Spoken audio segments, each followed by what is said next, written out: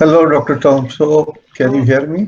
good morning, Professor Bhushanji.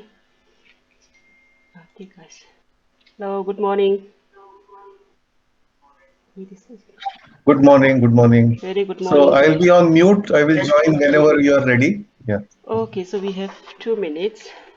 Anyway, so we will start the session. We just very good morning to you all.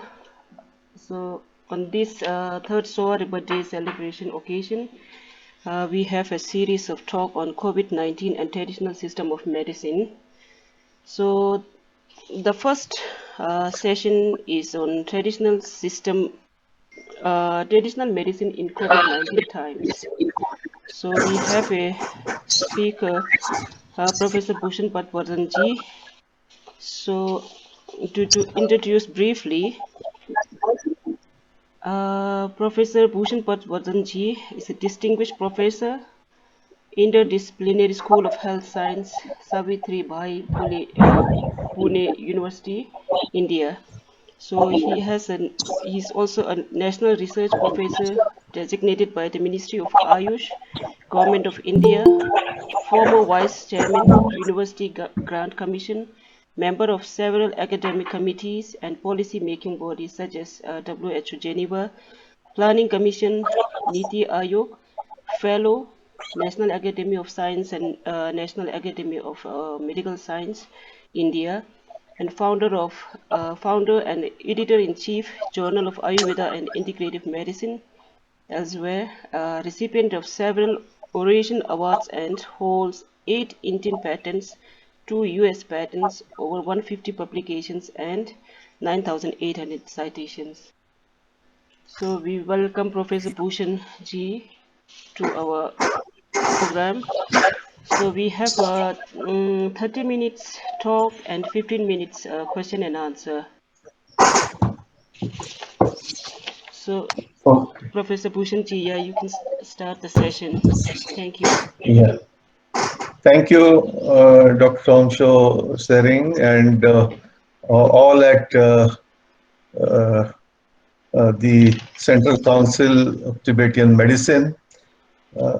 First, let me wish you, all of you, on the Sowa-Rigpa Day. This is the third celebration all of you are celebrating. And I happened to visit and see your facility at Dharamshala, and I was very happy to see how carefully Tibetan medicines are manufactured, dispensed, and how people are benefited through your OPD services, which you very, very efficiently carry out at Dharamshala. I also have seen how Sowa-Rigpa practitioners in various parts, not only in India, world over, contribute to really help people to regain their health. So I have great respect for this very, very precious tradition. And before I begin, I also would like to pay my respect to His Holiness Dalai Lama. Thank, thank, thank you. Uh, so first of all, thank you for this kind invitation, and I will try to finish in 20 minutes or so that I can leave some time for question and answer.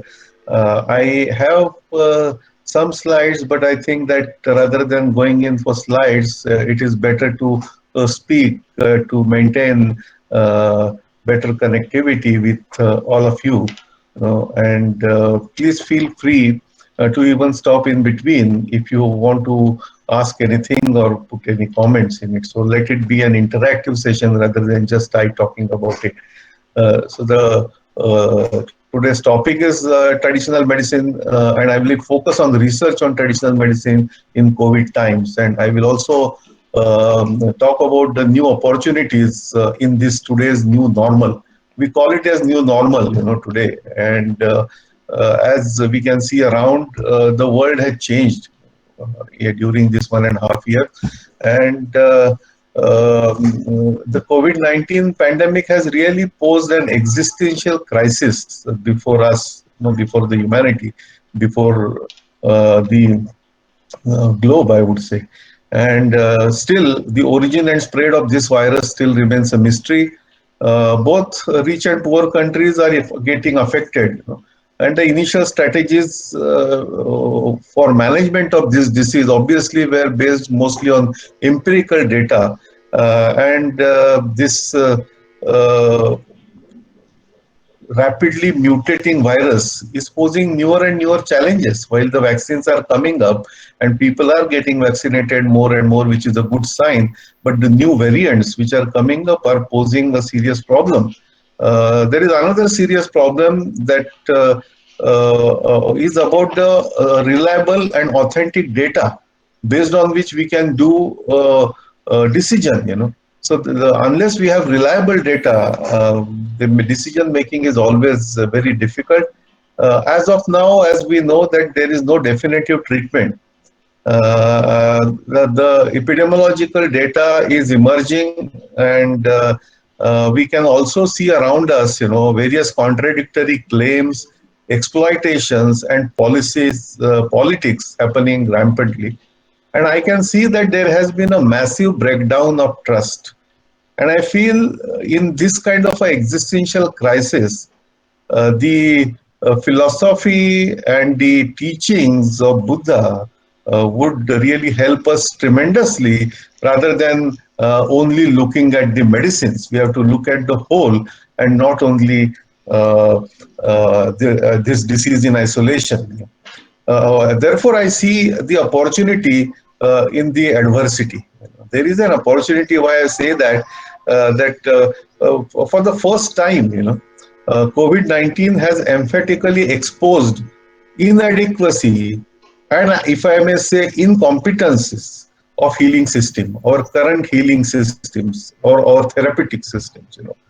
Secondly, COVID-19 has brought both modern medicine and traditional medicine at the same level playing field, because COVID is as new to modern medicine as new it is to traditional medicine. So nobody can claim that we understand COVID better than you. No, modern medicine and traditional medicine both are the same level playing field, and we have to make use of both based on the empirical data, based on experiential data, because experimental data is hardly there or it is emerging.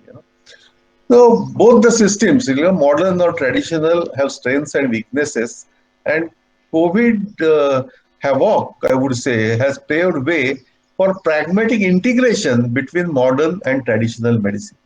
So that's why I said that we have this opportunity of creating a new integrative model during this adversity, and some efforts have been made in this direction. So, but before I go to that, let me tell you that although the biomedical sciences have progressed tremendously during last 150 years or so, still a global crisis in healthcare is deepening. The affordable and accessible healthcare is still a distant dream. Starting from health for all, this slogan of WHO, we have passed that long back. But we are today facing a triple burden of disease and epidemic of non-communicable diseases because of the diet, lifestyle, and socio-behavioral changes which are happening around us. The same time, geriatric population also is increasing, and most of the geriatric population has at least 2 to 3 chronic conditions. And they are taking several medicines in order to control that, and that is causing another problem. The high-tech interventions and pharmaceutical drugs are becoming too myopic. We are looking only at symptoms. We are not looking at the root cause of why we are getting this suffering. The societal expectations about drug safety and efficacy are rising. People want better, safer drugs. And the disease prevention and health promotion, which needs to be on priority, now the importance of that is coming up very, very prominently because of this COVID situation. Importance of prevention and promotion. Earlier focus on therapeutics is now shifting to prevention. Why I say so? I'll just tell you that British Medical Journal, which we respect as a very, very prominent, reputed journal, in 2016, BMJ published an article in which they listed the causes of death happening in US. In 2013 data, the third largest cause of death in the United States, following heart diseases and cancer, was medical errors. Can you imagine medical errors? Who is responsible for this? Medical errors, third largest cause of death. What are we doing? And you look at the same data of cases of deaths in US for the year 2021, just published in JAMA in March. The number of COVID condition has now taken over number three position, and the unintentional injuries, which is now they call it as for medical error, is now on number four, but still number four. Covid is on number three, unintentional injuries, but who are causing these injuries? Who are causing it? Drug reactions, iatrogenic effects, wrong medications, drug toxicities, all this is responsible. So what are we doing? We are also facing a unique situation where a medical overuse is becoming very, very common. And not that only I am telling, but the topmost journals, you will find a lot of articles criticizing our own medical community for the medical overuse. People are overusing, people meaning the professionals are overusing medicines. And therefore, JAMA had to start a series called Less is More. Many times, if you give less medicine, it will be more effective. This is the reality. Or American Board of Integrative Medicine has started a campaign called Choosing Wisely. BMJ has started a campaign named as Too Much of Medicine, and the Lancet has started a campaign under the name The Right Care. What all this is telling us? Let me tell you that we talk about healthcare. Essentially, healthcare is about primary healthcare, family medicine, health promotion, and disease prevention. Are we giving all these components in healthcare? No. Under healthcare, actually, what we are giving is a medical cure, which is focused on cure. Medical care is focused on cure, treatment, which involves hospitals, surgeries, drugs, diagnostics. And from this kind of a medical care, now we are moving into the third phase, which is health care. You will realize when you look around, we are actually creating scare among people.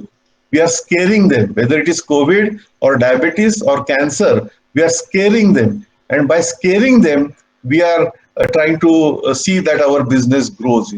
This is not the ethical way, because I have studied Ayurveda, and I'm sure there are strong philosophical similarities between Sowa-Rigpa and Ayurveda, and we believe that the uh, uh, fee which is taken normally in today was not there at, because this was considered as a noble profession.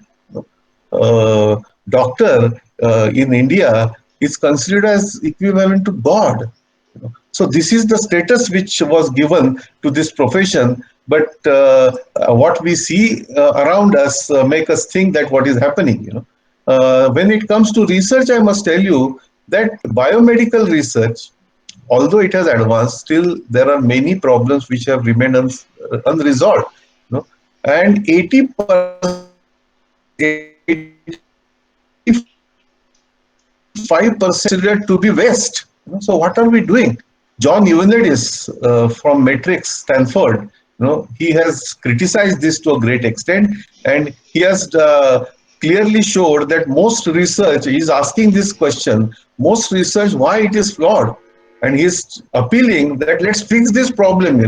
Why most research published findings are we are unable to reproduce them. And then a question comes up, that for whom, as scientists, we are working. Are we working for business or we are working from people? We talk about evidence-based medicine all the time, and I have seen that many times under the pretext of evidence-based medicine, traditional medicine practitioners are humiliated.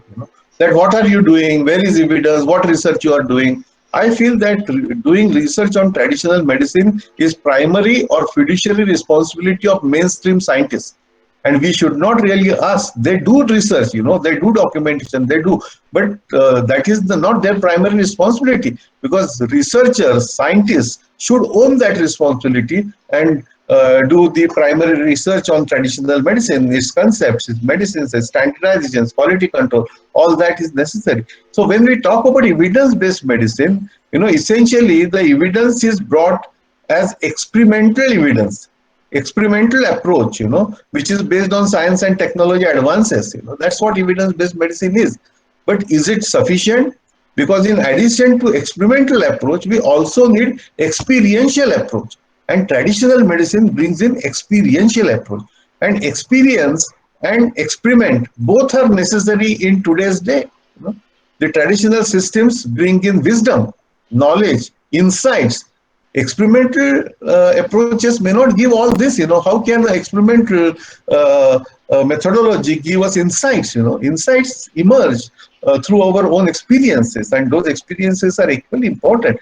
And Sowa-Rigpa, I know that it is more experiential based. It is more transmitted from one generation to another generation, and these insights which you get from your guru, nobody can teach you in the classroom. So this evidence-based medicine, that E should have two E square. One E should come from experimental, other E should come from experimental and experiential approach. So this is what is but what we are doing in today's day, traditional or modern, what we talk about, what are we looking at, food or medicine? Because the way in which people are consuming medicines, they are replacing their foods. There's so much of medicines and pills they're popping. Nutrition or supplements, family chats or mobile apps. Practically during COVID period, we have converted our living rooms into home theaters, and our home kitchens are really outsourced to home deliveries such as Swiggy and Zomato in India. The consumerism and or minimalism. What are we looking for? Actually, minimalism has been the core, whether it is Buddhist tradition or Vedic tradition or Jain tradition. Minimalism has been at our core. Mahatma Gandhi also preached the same, which has Upanishadic base. So the consumerism which we see rampant around is also one of the reason why we are facing and suffering all this. What are we really focusing on? We want to focus on illness, or we should focus on wellness? This is another question. Now, one good news is recognizing importance of traditional medicine during COVID-19. The WHO Director General has announced that a global WHO Global Center for Traditional Medicine will be established in India. And immediately this offer was accepted by Prime Minister Narendra Modi, and there has been a joint task force established by Government of India and WHO, and the preliminary work already has started, and we hope that this WHO Global Center for Traditional Medicine will come into existence very, very soon, and this will help in furthering the research and the practice and utilities of traditional medicine to larger number of people globally. When we talk about COVID-19, I would say that although there are so many gaps and so many narratives which are coming up, what this disease is about and what that treatment can be, and we have seen many drugs which have failed in the clinical trials also have been sold in the marketplace, in black market, not simple. So this kind of a scare which was created during COVID, if you go to root of it, what COVID is ultimately, it's a viral infection. Why we get viral infection? Because our immunity fails somewhere. Why people die? Because their inflammation, what we call it a cytokine storm, creates such kind of a inflammatory processes in our body that this cytokine storm can lead to several other complications. So immunity and inflammation are at the core of COVID, be it its pathology, or the same will be at the core when we're talking about its treatment. So vaccines are there, but in addition to vaccine, we need something which can prevent us from getting attack of these external pathogens, because COVID is one, tomorrow something else. Already in India, people are talking about other kind of viruses which are emerging. Some of them have already started becoming worry in state of Kerala. And so this is not going to be a one and final threat. We have to prepare ourselves. We have to prepare our body and mind to fight this from within and not only from outside by taking medicines. Yoga can help improve physical and mental status. And the concepts of swasthavrutta or effect use of rasayana in Ayurveda coupled with pranayama meditation from yoga can help tremendously for prevention and better recovery. There are several studies. Ayurveda has several immunomodulators or adaptogens or disease modifying agents such as ashwagandha, giloy, yashtimadu, and several others. And I'm sure there are many in Tibetan medicines as well. If you look at COVID-19 progression, I'll not go into details of this progression because most of you would know. But in the phase one, when the incubation is the phase, our the virus is affecting immune homeostasis, altering the regulatory cytokine levels. And at that stage, if you take something like ashwagandha, which is selectively Th1 upregulator, which we have shown in our own studies, it is selective Th1 upregulator, which is of immense importance in prevention. And so while doing this, we have shown that ashwagandha can be much better preventive agent as compared to hydroxychloroquine. Our randomized controlled trial undertaken under the aegis of Ministry of Ayush and the Central Council for Research in Ayurvedic Sciences had just concluded, and we have published the first paper of preliminary results, which is showing that ashwagandha is not at all inferior to hydroxychloroquine. In fact, it is better because it is safer. The side effect profile of ashwagandha is much, much, much lesser than what you see on the field of hydroxychloroquine. So when we have safer and cheaper and affordable medicines such as hydroxychloroquine or guduchi or giloy or yashtimadu, why we want to go in expensive, toxic, untested or proven to be untested drugs like hydroxychloroquine or remdesivir and several others, So we really have to, people are now realizing this, and therefore, when Minister of Ayush developed this Ayush Sanjeevani mobile app, you would be surprised that over 1.5 crore health seekers data has been captured through this app. 1.5 crore, that is 15 million people data is there, and 85% responders, who have registered in this Ayush Sanjeevani app have reported that they have used some or the other measures from traditional medicine. So people want traditional medicine, but this lobby, which is trying to project that only drugs and pharmaceuticals is the answer for this, is preventing and is misguiding people, taking them away from their roots. I think we'll have to do together something for the benefit of the people. About 75,000 physicians, now remember, 75,000 physicians who are actually treating COVID in some way or other have reported that they also have used themselves Ayush measures as a prophylaxis or as an add-on treatment, even if they may be taking COVID medicines. Just to give you a snapshot of what is happening as far as COVID interventions in India is concerned, under the Ministry of Ayush and with help of several other well-meaning pharmaceutical companies also are part of it. There are 126 studies which were planned in collaboration or supported by the ministry at 150 sites. And I must tell you that these 150 sites are not only Ayurvedic or traditional hospitals. Most of them are COVID hospitals, modern medicine hospitals, or hospitals which are approved by the government to treat COVID. So they are state-of-the-art hospitals. The total number of participants which are involved in these clinical trials are 130,000 plus participants have been studied.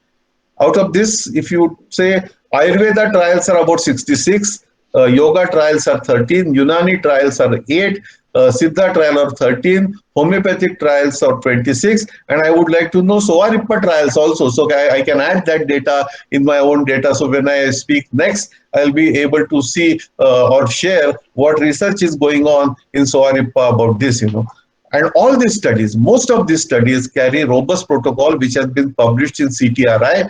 They follow good clinical practices.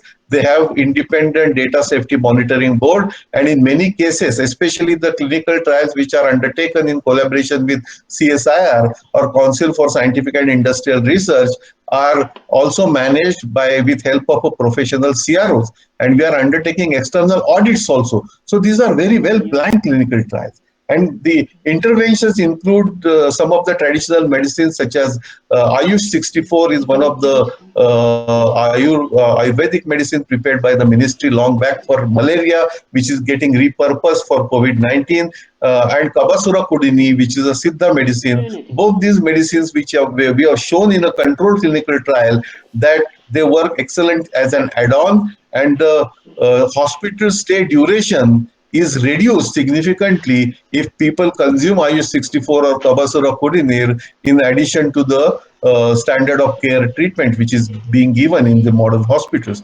In addition, the clinical trials are happening on Guduchi, Pipali, Yashtimadu, Ashwagandha, Shunthi, Samshamani Vati, and various other industrial products also. Several industries have come out with their own formulations, and those clinical trials are also going on. And not just to take inside as pill, but there are clinical trials on Anutailam. Anutailam as a nasya. You just put few drops of Anutailam, and it can prevent the entry of virus at that time.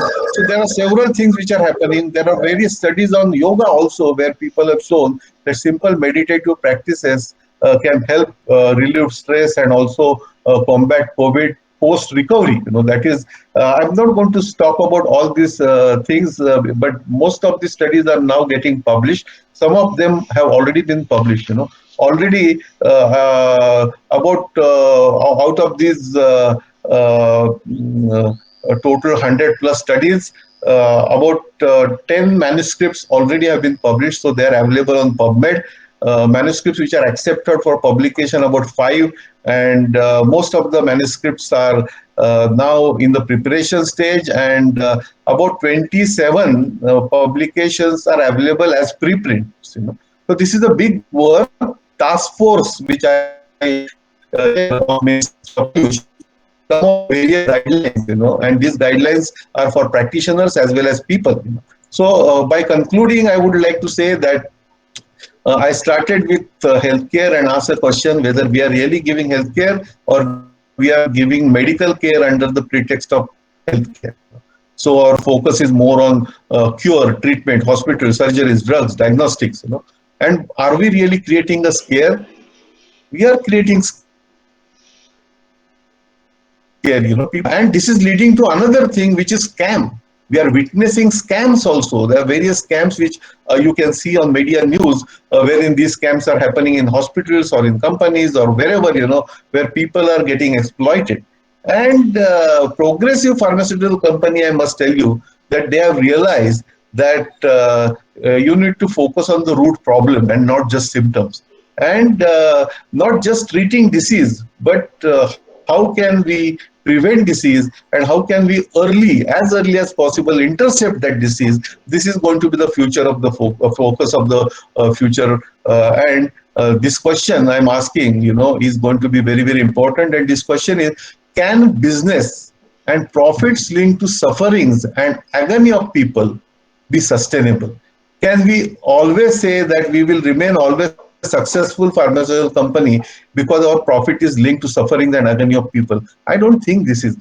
So we have to differentiate between need and greed. Profits are necessary, but there is something called greed, and we must avoid that. And today's, if we look at the cost of COVID-19 treatment, they're skyrocketing. Some of the new treatments which have been launched, they cost you 60,000 rupees per dose. The antibody cocktail which has been launched. So this is not going to be good for people, unaffordable. So we have to really go back to our roots, and that's why I remember and respect traditions like Sowa-Rigpa or Tibetan medicine and Amchi practitioners, because Tibetan medicine way to health. I feel personally that health is very precious to be outsourced to doctors or hospitals.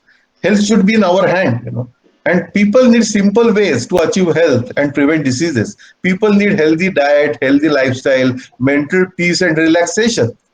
Doctors, and I quote this unknown original of quote, but it is very meaningful, and I will quote this: health does not always come from medicine.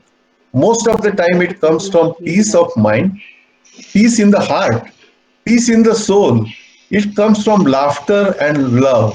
I thought that it has resonance to the Buddhist philosophy and philosophy of Sowa-Rigpa, and so I thought of mentioning this.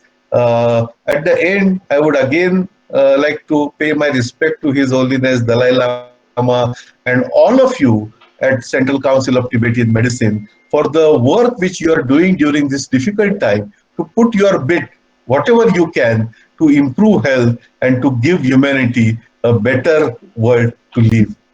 धन्यवाद, नमस्कार, ओम.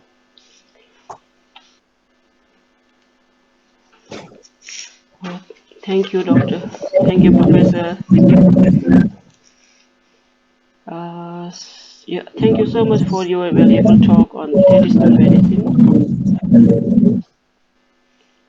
If you have any questions on this, please raise your hand or ask directly, or you leave a message in the chat box if you have any questions.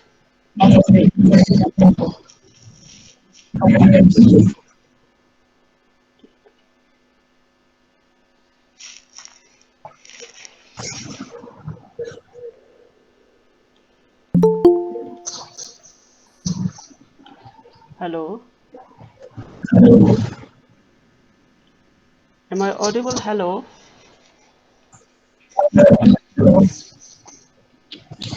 Yes, yes, you are audible, Dr. Ramsey. If there are no questions, I can also be happy to listen to comments from either, other participants, what they would like to say, to agree, disagree, what I have stated, So, uh, yeah.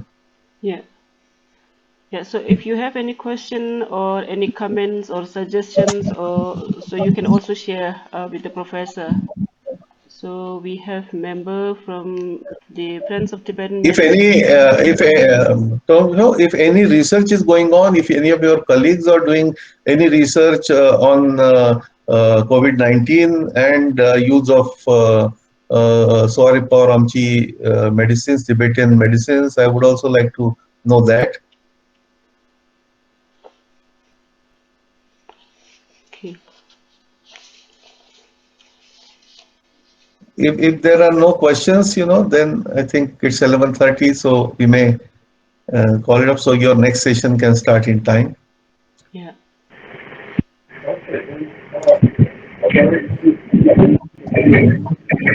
Hello, Dr. Tinzi Jimbala.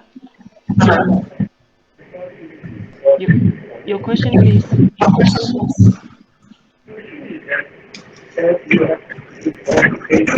I think there is some technical problem. People are not able to really put their questions, and I could see the chat box. The chat box is also not enabled. So people who might like also to put something in chat box, they may not be able to do so.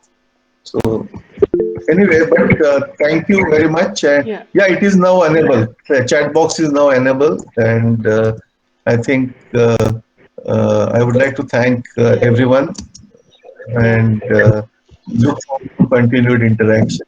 Thank Thank you. you. So thank you. We have also received a message from the participant. Thank you, Professor Bhushan ji, for your insights.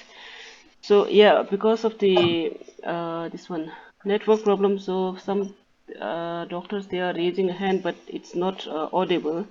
Anyway, thank you, Professor. Thank you so much for your valuable talk on traditional medicine, its importance, and its recognition during the COVID-19 times. So we congratulate and thank the government of India for also doing the same, the research on the traditional system medicines. Yeah. So thank you, Professor. Thank you. Thank you so much for having you. Thank you, Doctor.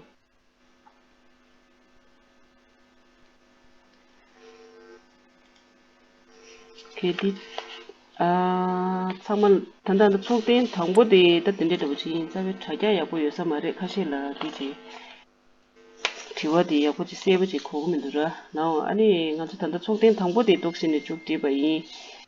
Then we have next session in 10 minutes. So we have a second session on the Siddha medicine and its response to COVID-19 infection. So we will start the second session in 5 minutes. Thank you.